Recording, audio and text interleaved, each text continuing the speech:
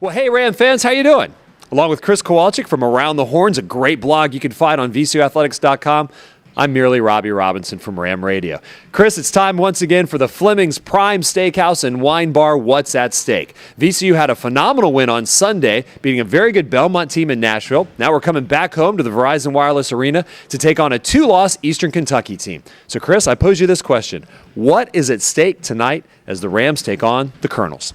Quite frankly, Robbie, the ball is at stake. On every possession, the ball is going to be at stake. You have the number 1 team in VCU and the number 2 team in Eastern Kentucky in steals in the country right now. So every possession is going to be contested. Hanging on to the ball is going to be at a premium, and whoever wins the turnover battle probably wins the game. Okay, so here's my question, hearing what you're talking about with Eastern Kentucky.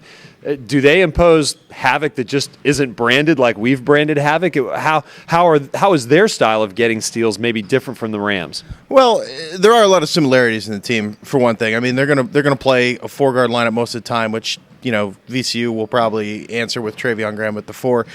They're a little more deliberate in some ways, but they deny the passing lanes, they deny the ball everywhere they can. Similar team in a lot of ways. You're not going to see as much of the press. You're not going to see as much up-tempo on offense. But in terms of their commitment to defense and their commitment to turning teams over, they're actually very similar to the Rams in that sense. Should be a very fast-paced game between these two teams that like to steal and like to turn the ball over. Good stuff by you, Chris Kowalczyk from Around the Horns.